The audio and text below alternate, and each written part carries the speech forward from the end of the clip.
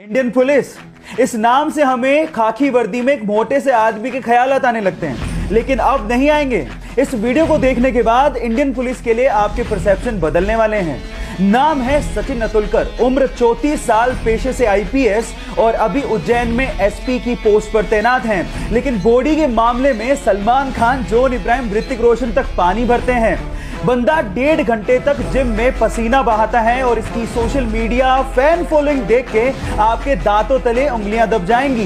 क्या लगता है, इसको देखने के बाद इंडियन पुलिस के लिए आपका परसेप्शन चेंज हुआ क्या? चैट सेक्शन में लिखना मत भूलिएगा।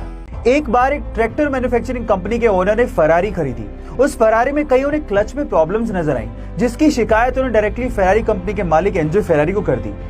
एंजो फेरारी से खफा होकर इस बंदे को इंसल्ट करते हुए कहा कि तुम सिर्फ ट्रैक्टर चलाने लायक हो, ये फेरारी तुम्हारे बस की बात नहीं। इस इंसल्ट को अपना मोटिवेशन बना के उस बंदे ने फेरारी को टक्कर देने के लिए एक कार मैन्युफैक्चरिंग कंपनी बनाई, और वो कार मैन्युफैक्चरिंग कंपनी आज के समय वर्ल्ड की सबसे ज्यादा लग्जरियस कार मैन्युफैक्चरिंग कंपनीज में शुमार है।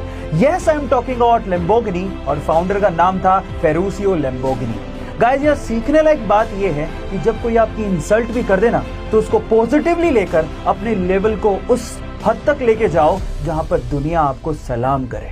गाइस, नीट 2020 के एग्जाम में उड़ीसा के शोएब आफ्ताब ने और यूपी की आकांक्षा सिंह ने इतिहास रच दिया, क्योंकि इसके पहले तक ऐसा कभी नहीं हुआ कि किसी स्टूडेंट ने मेडिकल एंट्रेंस एग्जाम में पूरे में से पूरे मार्क्स यानी कि 720 में से 720 मार्क्स बनाए हों। है ना अमेजिंग? लेकिन सवाल यह है कि शोएब और आकांक्षा दोनों के ही 720 मार्क्स थे, तो फिर शोएब को रैंक 1 और आकांक्षा को रैंक 2 क्यों दिया गया? उसके पीछे का रीजन मैं आपको बताता हूं। सबसे पहले इन दोनों के बायोलॉजी के मार्क्स, फिर फिजिक्स के मार्क्स और फिर केमिस्ट्री के मार्क्स कंपेयर किए गए और वो इक्वल थे। और फिर उसके बाद एज का क्राइटेरिया लगाया गया, जिसमें शोएब चूंकि आकांक्षा से बड़े थे तो उन्हें रैंक 1 दिया गया और आकांक्षा को रैंक 2। अब आप इसका रीजन जानते हैं। बहरहाल दोनों ही हमारे लिए टॉपर हैं और दोनों को ही मेरी तरफ से best of luck for the future. Guys, आप लोगों ने ऑस्कर अवार्ड्स के बारे में तो जरूर सुना होगा।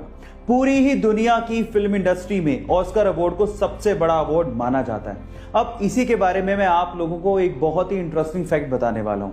फैक्ट ये है कि अगर किसी मूवी का या किसी बंदे का ऑस्कर की किसी भी कैटेगरी में एक बार नाम आ जाए, मतलब वो एक बार नॉमिनेट हो जाए, तो भी उसे $50,000 यानी कि लगभग 40 लाख रुपया दिया जाता है, चाहे वो जीते या ना जीते, सिर्फ एक बार नॉमिनेट होने पर। है ना ये इंटरेस्टिंग फैक्ट?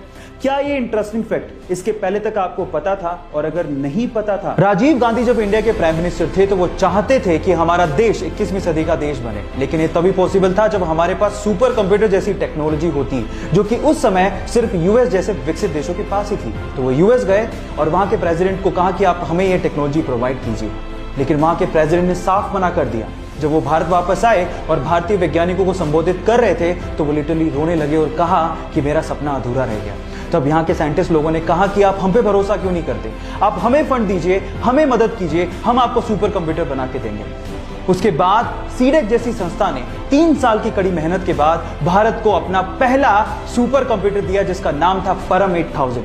सो गाइज, यहाँ सीखने लायक बात यह है कि अगर आप बिलीव करो तो इस दुनिया में हर काम पॉसिबल है। So believe in you.